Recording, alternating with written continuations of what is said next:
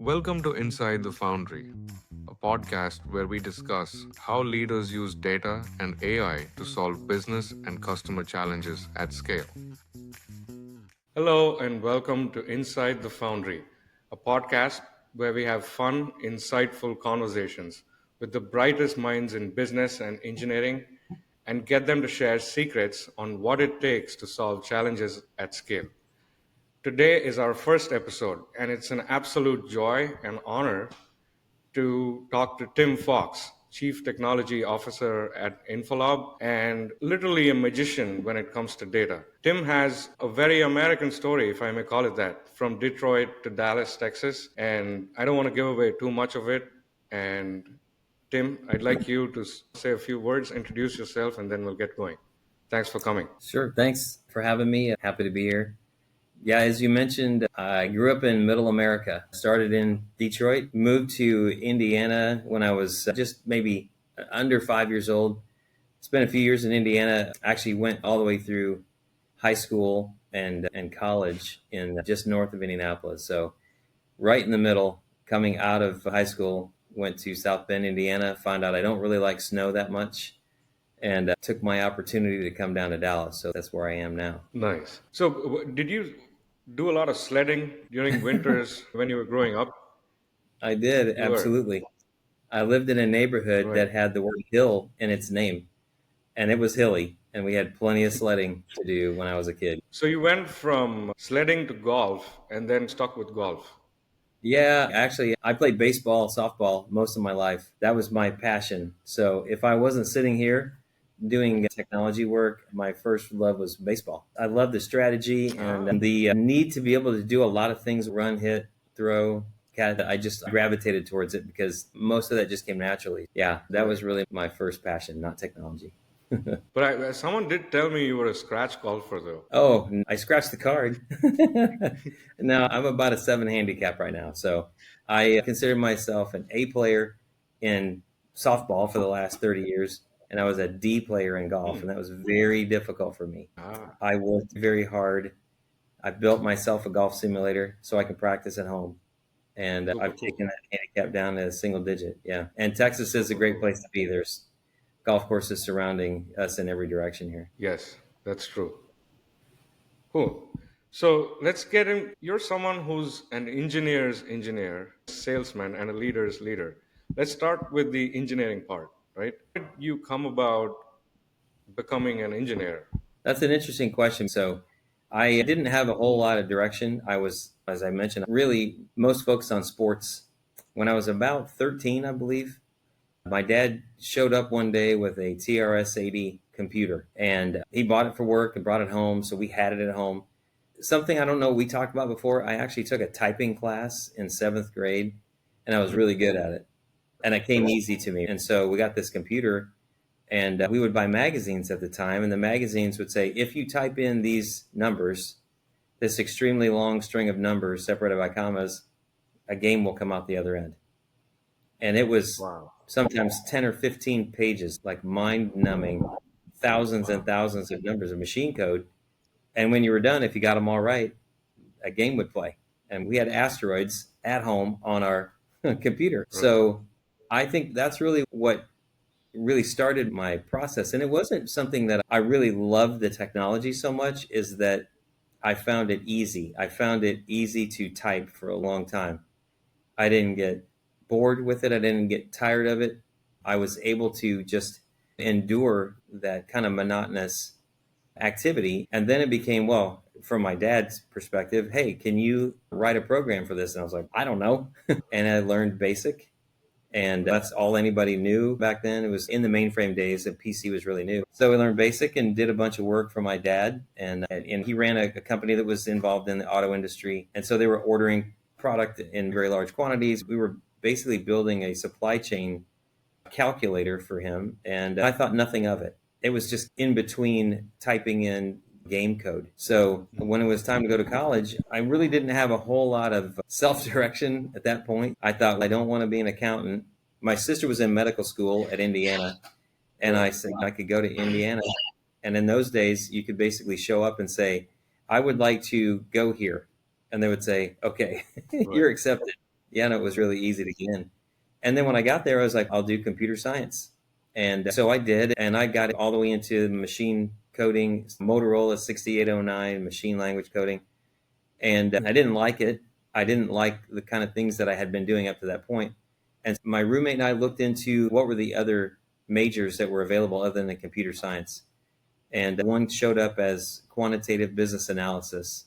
And that was like a statistics degree that was related to business. I said, it sounds interesting. What's the starting pay? And the starting salary for a computer science major average was $28,000. And coming out of the business school, 28,500. So I go, looks like business school. Wow. So I ended up in that spot, and my degree was really based on things like determining how many tellers a bank needs based on the demand that shifts during the day, and not really understanding it, but that was just basically implementing calculus with a computer program, finding the area under the curve. And so I learned a lot about statistics and the things that you would do in a forecasting job or something like that. And I really had no idea what I was going to do with that. So I was just going through the motions like some people do in college if you're not really focused on being a mechanical engineer or a doctor or something like that. I wasn't really sure what was going to come of all that. And it was during college that I applied for two jobs. One was a greenskeeper at a golf course, and I got denied. Even though I had 2 years experience as a greenskeeper, I didn't get the job. And the Okay. other one was software development. I I got mean, the job. why is like a greenskeeper and a software developer? I had done both.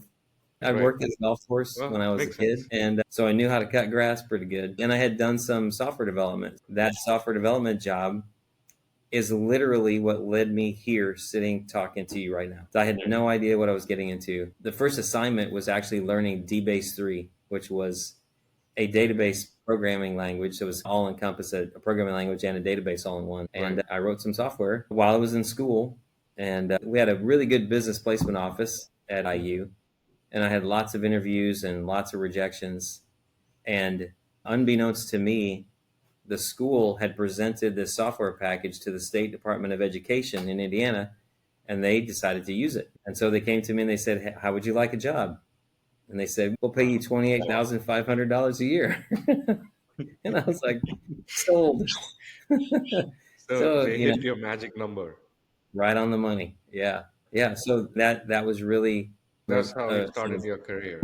a roundabout way. Well, I don't really consider myself an engineer so much as Mhm. when you describe it that way, but it really is that way. Software engineering is creating something from scratch. Every time we Right. start, we're doing something we've never done before. So yeah, that's really what started my career in technology. What stuck with when you were talking about typing, I don't remember the word you used. You went through with it. The Oh way yeah. you described it made it sound like it was almost therapeutic to you at that time. Yes, I love it when I have a typing job to do. Like when I'm doing Right. documentation, I don't have to really think too hard about it, Right. about the act, and I never get tired of it. As a matter of fact, I held on to two IBM 370 mainframe keyboards, and I have one on my computer here at home. That is the loudest, clickiest, longest push keyboard that I've ever seen before. You can't buy them anymore. There's nothing like it. Right. And it's so loud that if I was on this call right now with you, I wouldn't be able to use it. And I love it. Wow. I can type for hours on that thing. And yeah, it must be therapeutic. I never thought about it that way. But yeah, I can endure that typing. Yeah. And that's what we do. We type all day Right. long. Super cool. Interesting concept. So you said your first job or the first thing that you built while at college or after was like a print server application. How'd you get from there to being a database rock star? So that's another kind of a roundabout story. That DBase project led me into a very large finance organization. I, at that time, was working in the mortgage department. This company had many lines of business, and mortgage was one of them. And Mhm. we printed a lot of documentation. If you can remember mortgage documents, we printed lots and lots of docs. And when you'd print a document that was 15 pages long, your computer would be essentially unusable for as long as it took to print. So I basically built a print queuing mechanism. So instead of actually printing something, you were just asking for a document to be printed. And it took as long as it took to write a record into a table to say, this is a report that I want. And then you got control back. We started in the mortgage department with that. And then that spread throughout the company to many other departments. And we ended up with 4 very large at the time Windows NT servers that did nothing but act as print servers for things all over the company. Yeah, it was a necessity, right? They say the necessity is the mother of invention. That's like people would literally print something and then leave their desk and go hang Right. around and not work Right. because their computer was occupied. So it really worked and helped, and it was something that led me into multiple different departments in that company as well. Isn't this kind of what the storage server and database server solve? In principle, it's the same thing, right? Yeah, Other than the compute happening, but yeah. there's some kind of queuing and efficiency in the input and output there, right? I don't know why I said this, but this is a cool segue to get into the meat of the conversation. Right? You're Mhm. probably Oracle, the Exadata's number Mhm. one fan worldwide, Yep. right? And you've Yep. seen Oracle go from, for lack of a better word, really clunky piece of equipment to what is right now the backbone of business in the Uh, world. What has that been like, and what was that to watch the whole journey, be a part of it? yeah, you mentioned before, like there was a transition that I made. I was a software developer for 15 years, and I used DBase 3 and Oracle. That's essentially Hmm. in my career as a developer. Oracle was the first kind of large scale database that I used, but I was a developer. So I Hmm. wrote a lot of code and I knew what the database was doing, but not really. And it wasn't until Hmm. I arrived at a small consulting firm where you have to make things to do. It's not just laid out for you like it was at Accenture. I did 10 years at Accenture. Much more kind of self starting in a small firm. I was around the database. I was still a software developer. And because of my ability to type, I wrote lots of documentation for my company and I wrote statements of work and things like that. And when the Exadata came out, it was in 2009 was when it really came out.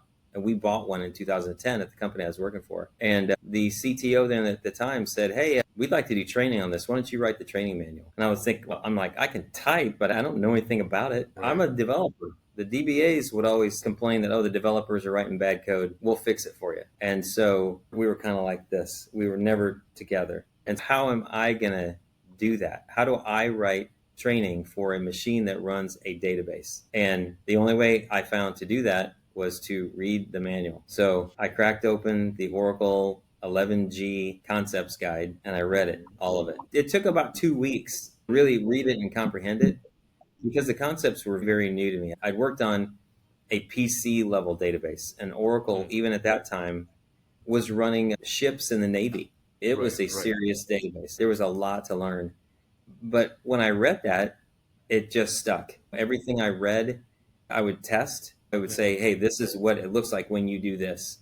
So I would go Right. test that. And I go, Right. oh, okay, so that's what Right. that looks like. If I insert a row, but I don't commit it, and then I insert another row from another session and I commit the first. If you don't do that stuff, you can't really ever understand it, in my opinion. Maybe some people can, but I have to actually see it work. I want to feel it working. I want to validate that what I read is true. And so Hmm. that's what I did. So it took a little while. And Right. then I got into the Exadata specifics. So I literally had to learn database and Exadata at the same time.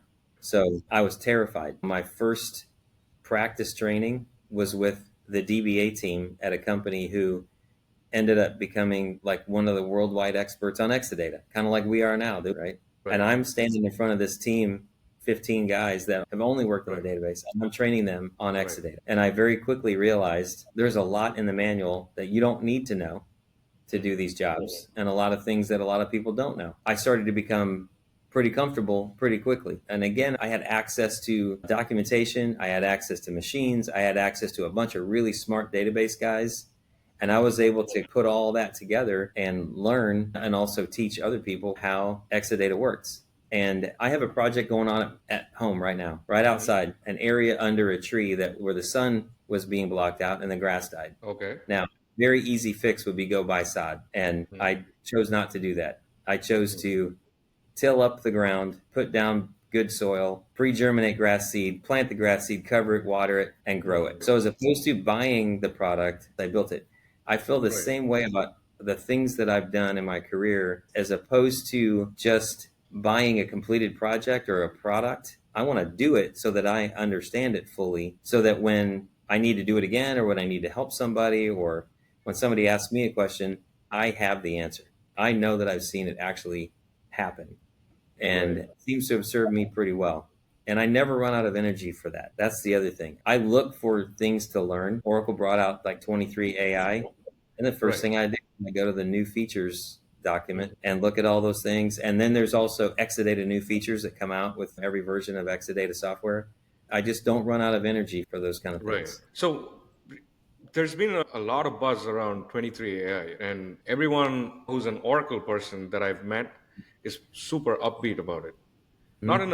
in a crazy AI kind of way, but it's more subdued excitement in true Yeah, Oracle style.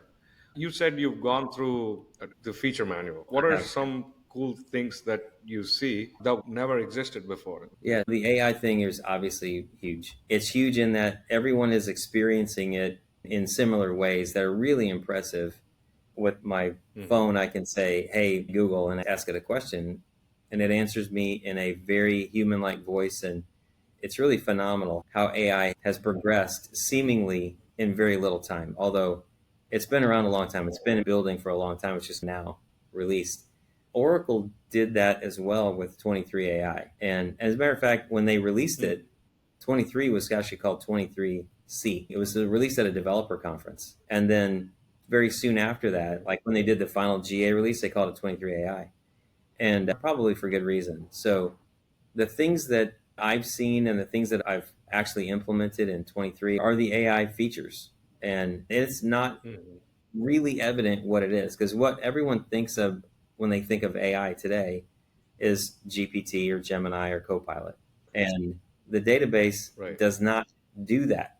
The database does other things. It does other things that really make more sense than the database. And the Yes. number one thing really is the database can act as a vector store.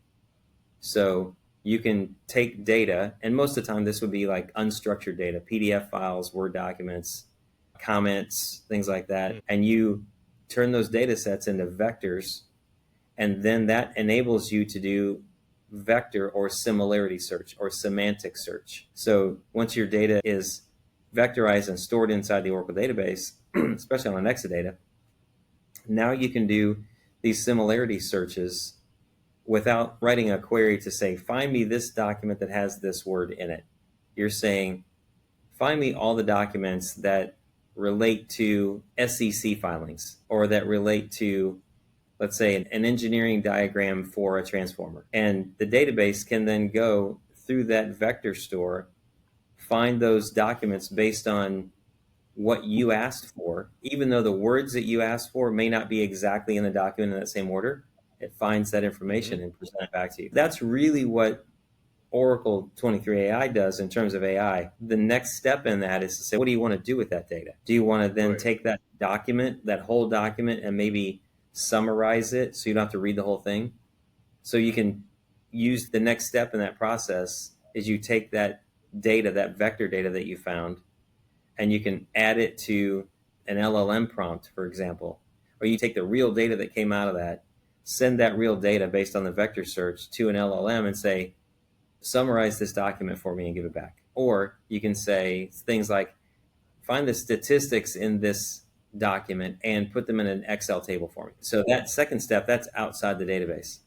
But what's really key is the search. You can create vectors anywhere. You really don't Right. need to spend your database CPUs creating vectors. You can Hmm. create them somewhere, store them in Oracle, and then if the Oracle is running on Exadata, then now you get this incredible search performance for vector data that really is unattainable in most other Right. places. Again, it's another kind of revolution. You mentioned earlier a little bit about Exadata. When we saw it as an Oracle consulting organization, Hmm. it was a revolution, not Right. evolution. Evolution Right. is a new CPU that's 1.5 times faster, maybe, right? Hmm. This was 150 times faster and more. And it's just continued to get better and better over the years, Right. as evidenced by most of the Fortune 500 are running Exadata for their critical data stuff. Yeah, it's really been very consistent. It's one of the technologies that stuck. I feel very lucky that I sort of was in the right time and place where Exadata started, and it's still here. A lot of other companies, like Oracle in general, a lot of other companies that are long gone. Here we are sitting in a room in a house that I built, but paid for by Exadata. That's a And really great way to say it. it's not a lie. Yeah, not many would say it, even if it was true. I used to live in Seattle for a bit, and I've never heard anyone in Seattle say, "Hey, Amazon paid for my house." But they Yeah, spent their entire careers either at one of these or jumping in between these two companies. yeah. So it's really cool you said that. And I thoroughly have enjoyed it. And more so, I get to use these platforms on a daily basis, but I don't really get to be the recipient of all the goodness of it. Right, So I can help people decide to buy it and pick the right size and then give it over to them. But then I'm not the one who gets to see the reports run 20 times faster every day. By the time right, I'm done, I'm already on to the next one. So right, I feel a little bit like I wish I right. could go with You that. do have a But lab, right, where you I do. can like get that dopamine rush that the other I side gets do. as well. I do. But there's nothing as good as a real data set from a real company. Mm, I can make up all the data I want, and right. it's never the same as working with a hospital or a retailer or Right. something. Super Yeah. cool. And Tim, I've seen a little bit of your writing, right, by way of email. I've read a few of your documentation that I'm Mhm. sure you enjoyed typing. You've Yeah. shown me a few stuff. All of it is pretty spellbinding. I'm not thinking about anything except for looking at what's there in front of me. And you mentioned that the way you document stuff is to make it super easy for someone else to consume it. And the first principle of that is empathy. And I don't mean the emotional, but the Mhm. tactical side of it. There's good in this being easily consumable. There's a So, lot of good in it for different reasons, and some of it is selfish, right? yeah, can If you speak to the selfish reasons first yeah, and then actually all of them? if I write a document that is consumable by other people and they use it and they get value from it, Mhm. then I am the one who wrote that document for them. So I get the benefit for having done that. And I've done a couple of panels on college campuses, and I've Mhm. been asked a couple of questions similar. Mhm. And my answer to this is always the same. They're like, what are one of the things that you would say that everybody needs to do? And I said, learn to write. Right, Because you can say something, and we've been talking for 30 minutes or so. It's just right, in the air, it's gone. If we weren't right, recording this, it'd just be a conversation. right, If you write something, it's there right, forever. And right, so if you're going to write it, do it. Learn grammar.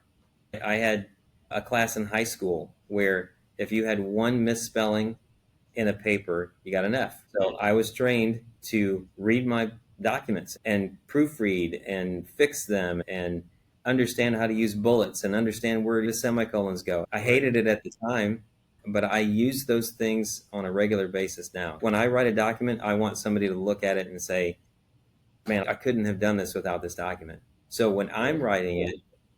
I'm writing it as though I'm writing it for you and you've never seen this stuff before. Right. Because then when I come back to it, if I forget that I know a lot about what's going on, if I don't tell you where to go first before you do this, then it's a worthless document. I've written lots of documents. I've had other people come and thank me for doing that. But here's the other thing, as opposed to just the selfish part of it, I want everybody on my team to be able to do what I do. A lot of people are better than me at all these things, right? Mhm. But part of it is I want to be able to like give that information out because I want my team to be elevated.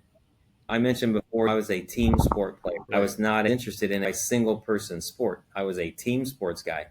Yeah. And I felt better about people saying if they saw our team walk in, oh, those guys are going to beat us for sure.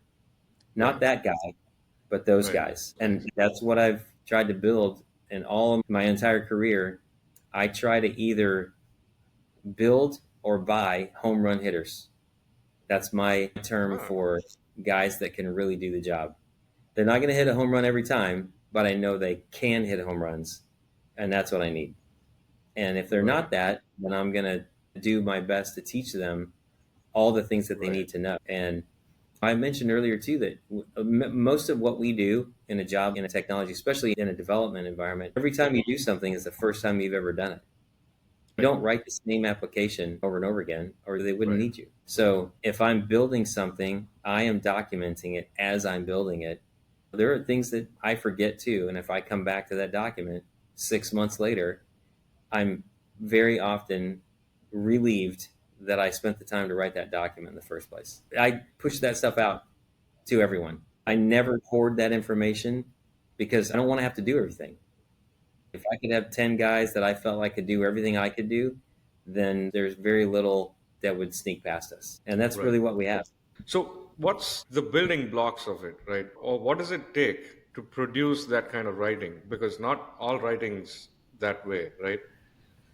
Not Yeah, everyone's documentation is readable. And yours is not just readable, it's like typing for you. Reading your documentation is therapeutic. I want to keep scrolling. It's 40 yeah, pages, yes, because I'm learning something when I'm going through it. So, yeah. do you have benchmarks? Do you have a process? Do you have Uh, like North Stars? I do, and I always have. Another kind of a crazy story that Mhm. goes back to my college days is that after I got into the computer environment, in basic, everything was in uppercase. Okay, when we would Mhm. type, everything was uppercase. And so I started to write that way. So I would write my notes in high school and college in all uppercase. So I get into this class, but I miss the first couple days of class. So I get in there and I'm taking my notes, and my notes are perfectly lined up, perfectly indented. If there's an idea, they're indented. If there's an A, there's a B. Always. Those are the kind of things you just ask me. If there's one bullet point, there's two. I don't ever do one. I find a Mm. reason to make two. So Okay. I got a really bad score on my first test, and it was a calculus test. It was a business calculus test. And I went in and I said, I don't understand. How could this happen? And the guy goes, You wrote a capital F there. And I was like, So? He goes, In this form of math, you have to start with a small f of x, and it only Right. becomes a large f of x after this one operation. And I was like, Oh my God. He goes, Let me see your notes, and I showed it to him. It's perfectly lined up. He goes into the group of the teachers there and he goes, Look at this guy's notes. And they all were looking at him and they're like, Wow, okay, that's very well organized. And he goes, And look at how he wrote big F of X everywhere. And they all laughed. And he goes, Don't worry, you're going to do well in this class. And that is really my first recollection of having that need for order in my documentation. I was lucky enough a few years ago to be asked to write a book, one technical book for A Press, which I did. And during that process, I learned a tremendous amount about how Microsoft Word actually works, how to use templates, how to line things up, how to make sure that everything you do looks the same. So it wasn't all just like me figuring it out. Writing that Right. book, I was able to see how things were done. And I have taken that forward into everything I do today. I have a Word template called Notes. Mhm. I double click on it and it brings up a document that has all the things that I need in it to be organized. Mm. So I don't have to think about it. I type something in and I hit tab and I go exactly over the exact distance I need to go. My bullets are all lined up. And it pains me to look at documents that don't look like that. So Yeah. it's way deep seated. There's a few themes that I see, right? One of the big themes there is you like putting visual structure, consistent visual structure to stuff. Yep, That's what we spoke about. absolutely. But then there's also the language or the words that you write, right? The communication itself. Let's say someone like you has seen your documentation. They're not offended because the alignment's off. Mhm. And they start reading, something else takes over there. And what's that part of the puzzle? That part of it is, again, in the last few hours, literally yesterday, today, I'm helping fill the gap in a resource that wasn't available to do something. Hmm. And I'm working in an environment that I'm not totally familiar with. So I know that feeling. It's terrifying. And I would do things like I would change something and then I would go run the production site to make sure it still worked. Then change the next thing. I'm talking about one word or one checkbox at a time and rerun. Right. And because I don't want to take the chance and I want to know where the error was when it happened. Hmm. So when I write, I would write something like, if you don't follow this method, you will likely end up with a down production system. Make sure you do these things, right? I'm thinking to myself, how do I keep this from happening? How do I keep this from happening to somebody else? Because I'm not going to be the only one doing this. Someone else is Right. going to definitely have to take this over. And the only way I learned it was by trying something that broke, trying something that worked. Right. It's not always just a real straightforward in the manual kind of thing. Right. So I try to write in that way that is empathetic and say, I know you're good and I know you're going to Right. get through, but make sure, Mhm. don't make them call me.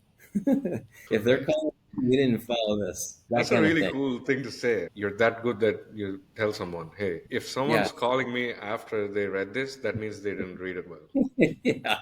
Yeah. And you want people to understand the gravity of these situations. We work Right. in Fortune 100 companies that are running retailers or hospitals or gas pipelines that are very important. And it's really easy to make a mistake and to damage one of those systems, which is kind of one of the things that I like about this business too, is that Mhm. it demands perfection. One semicolon out of place in the wrong time can be very Right. devastating. Or not knowing which screen you're in when you hit the keyboard. Those are really scary. And you have to have a little bit of healthy fear in this Right. business to make sure that Yeah. you don't do damage to things that are really important and important to a lot of people, especially like in a hospital. You don't want to bring down a hospital system because you skipped a step. So I want to make sure that anybody that's myself or included, Mhm. anybody that's working on things that we're responsible for doesn't make those kind of mistakes. At least they have all the information they need not to do something Right. like that. It seems like talking about or writing down what not to do is a pretty good practice. And if you think about it, it's actually meant for someone else. Yeah. And more so than that is to say, if you're setting up something that you've never set up before, you would Mhm. use this slash, then these four characters, then a slash. I could just write that and move on. Why is it those four characters? It's because Right. this is the name of the database that you just created and it needs to be here. And like I said, when you go through that trial and error and you finally get to the right answer, in my business, in the way that I do things, very often I'm not even happy when I get to the answer. I'm just frustrated that it took that long. It's fixed, but man, why did I have to go through so many iterations? And the Right. next person won't have to do that. The next Right. time we do that, we won't have to do that. So, Right. yeah, those kind of things. And I've not really run across that many people that were really that into documentation. And I'm telling you, it's served Mhm. me very well. The other thing, too, on those same lines, somebody a long time ago asked me the question, why did you gravitate towards that report queuing mechanism? And I said, I learned pretty quickly in the financial business that I worked for that Mhm. nobody really cared about anything but getting the reports out.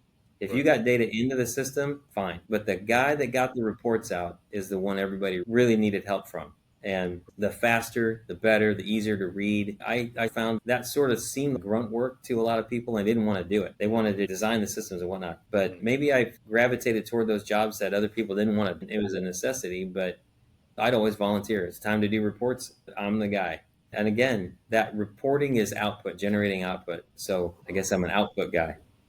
And it Pretty also much an industry. sounds like you volunteered a lot because you said Oh, you were an application developer. Your first company, you were also writing down manuals and yep, training documentation. yep. How has that been with you? It wasn't always this way. I didn't always have the confidence to do something like this in my entire career, right? And I would say I was 15 years into my career Hmm? before I really felt like that other people, why does this seem hard? Certain things just come easy to certain people, and I was not really all that interested in public speaking Hmm. until a certain point in my career too.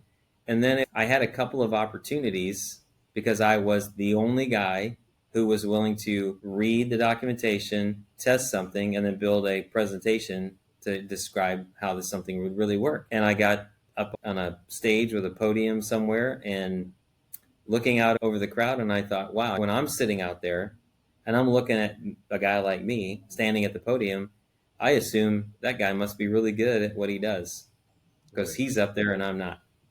And so I thought this is a good way to, again, a little bit of self promotion, like a little bit of selfishness. How do I get more well known, right, in Right. the industry or in the area or whatever? Right. And I would volunteer for every speaking engagement that there was. I would even Right. volunteer for the ones that didn't exist. I would tell the Oracle teams, if anyone ever bails out on you or doesn't show up, call me and I'll come and read a PowerPoint. I'm okay Right. with that. And so I did a lot. In the mid 2000s, we used to do a lot of things called tech days, where Oracle would pick a subject, for example, database new features.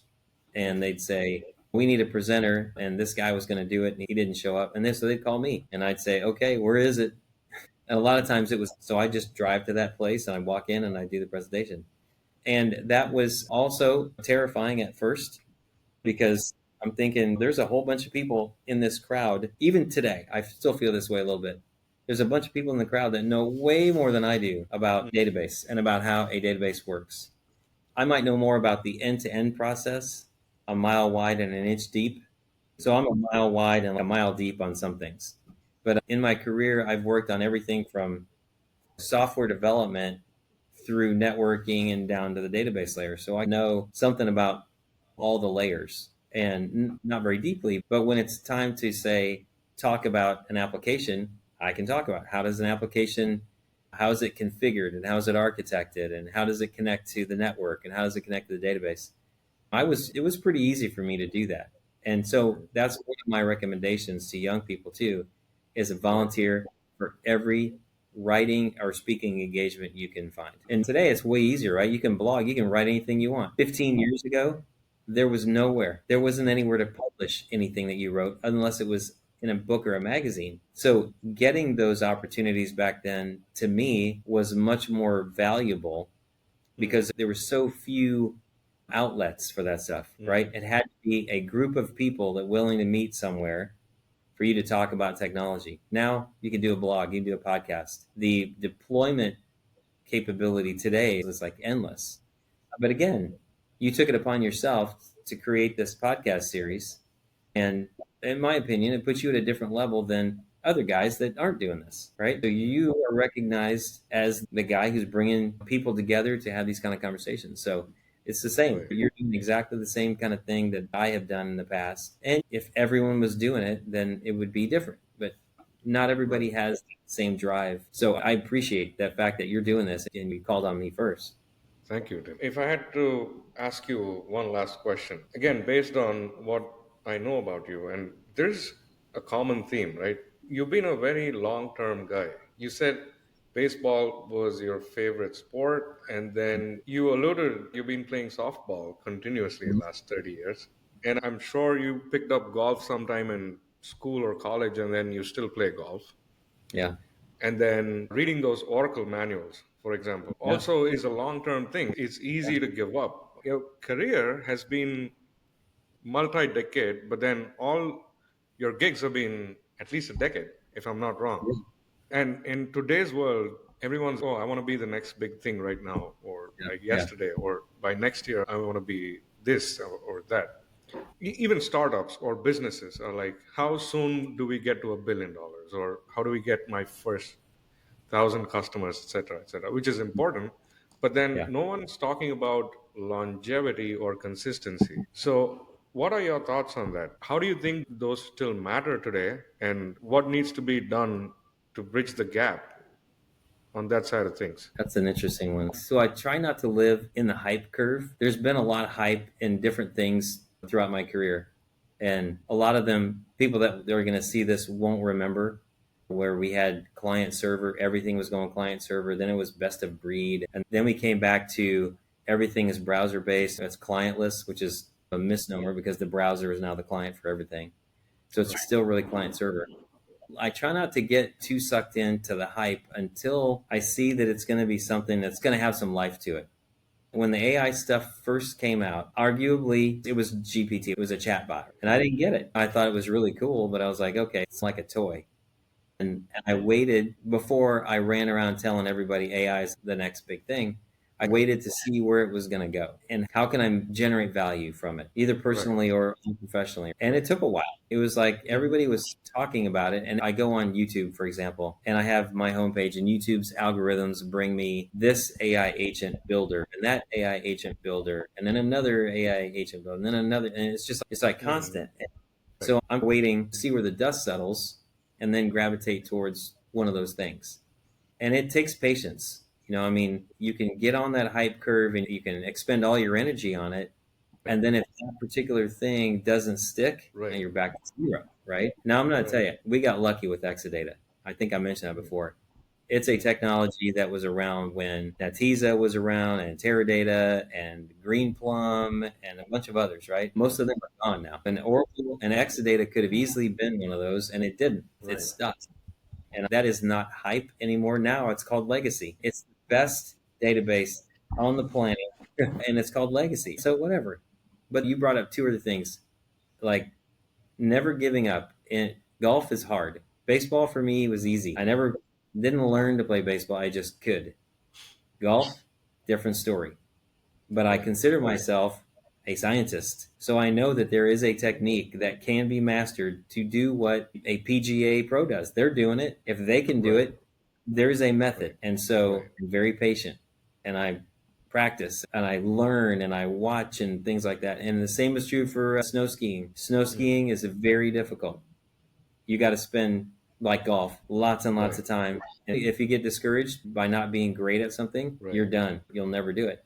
Yeah, Now, skiing's hard with the falls. oh You get yeah, hurt. I haven't fallen in 5 years and I ski a lot in the wintertime. So those are the things that I get so much enjoyment out of, that it was so hard to do. And in the sports world, there's almost nothing like hitting a 90-mile-an-hour fastball on the sweet spot of a bat, not even feeling it, and seeing it curve off the bat towards the right, towards left field. Same as a golf ball. Hit a golf ball dead straight, you can't feel it. Skiing down a mountain and not getting tired Right. because you're doing it efficiently. To me, those are huge accomplishments. And it took a long time. And the same is true for my business. And it took a long time to get comfortable to do the things that I do. And it makes learning new things a whole lot easier. I'm learning the cloud architecture now out of Right. necessity because I fill in gaps where it's necessary. And it won't be for very long. But in the process of doing it, I'm learning it and I'm trying to learn it the right way. I don't just Right. read something and do that. Why am I doing this? What are the Right. options? What are the other things that I could do? So I have that I never give up attitude. If something goes Right. sideways, I'll Right. fix it. Maybe I'm in the grand scheme of things, I'm a fixer, How do you have the time for this though? All this is a lot, right? Yeah, it is. I separate work and home. When I leave work, I generally don't turn on a computer. I never played games much. Playing a game to me is like being at my desk. But I force myself to do things for a certain amount of time, to play golf or whatever, and or practice something. Right. I make time for those things. I make time. If you don't put it on somewhat of a schedule, then again, you don't do something consistently, you're Right. never going to Right. progress. And so the Right. same is true for things at work. In between phone calls, and I do a lot of sales work as well as technology. In between sales calls, I'm Hmm. writing documentation. As a matter of fact, I just sent a document today Hmm. called Untangling the Oracle Database License Model. And I sent it to a team at Oracle because they said, wow, that looks really good. Can you send that to us? And I was like, yeah, I don't like it because it's still too confusing to me. And they're like, yeah. And I said, take this, give me feedback. If you come up with a better way to do it than I did, then please send it to me. And if I come up with something better that I like better, I'll send it back to you guys. I don't have to do that stuff, Right. but just feel like it's something that we needed at the time. And I make the time to do those things. And I have family too, so I make sure that I separate. When I come home from work, I'm done working. I don't like to work at home. During COVID, I went to the office. I like to have Right. home is home, work is Right. work for me. So that may be some of how I keep my head on straight. So I have a lot of activities outside of work. Yeah. I stay busy. That's for sure. I don't like being not busy. Like a vacation for me is not sitting on the beach. I can sit there for a little while, but yeah, that's relaxing. So, what is vacation for you? What do you like doing? Going on hikes, climbing mountains, Yep. riding horses, that kind of stuff. Hikes, skiing. We do a couple ski trips a year. Hiking is something my wife and kids are very much fans of. Right. So, yeah, we do state parks, national Hmm. parks, not as much as I would maybe like to. I would say when we're home, my main outdoor activity now is golf because much Right. less chance of getting hurt. I never got hurt really severely in any of the sports that I played. So Hmm. when I turned about 50, I said, okay, Hmm. no more. I'm done with the round and third trying to make it to home because I got to work Right. tomorrow. When we do water skiing too is another one of our Hmm. wakeboarding. It's another one of our Right. summertime things. We're very lucky to live 10 minutes from a lake right here in Dallas and can have a boat out there and can just run out there and run around the water. It sounds super fun. Yeah, we're very lucky in that respect. So yeah, it is. The more I think about it, it sounds like, yeah, how do I find time to do all these things? You can't do them all every day. Right. I've got to find a way to pick and choose. All right. So, Tim, it's been an absolute great conversation. And thank You as you well. once again. You're And welcome. I think it's fair to give away that this was not only our first podcast for each of us, but Mhm. also a reshoot. Yeah. And I want to repeat why that's important is that we've spoken about a few things all these three times, and every time Yes. something new came out of that topic. Yeah. Yeah. I enjoyed the conversation, and there's not a lot of people that are really that interested in the kind of work that we do. It's a very dry, but it's interesting to talk to you because you're asking me about as a person what I do versus what do I do as a job. You know what I mean? There's a lot more, and about you that next time I'll be the host and you can be the guest, and we'll find out more about you. Awesome. Thank you, Tim. All right. Thanks for Thanks, your Rick. time. Talk soon. You're welcome. Bye. See ya. Enjoy your evening. You too.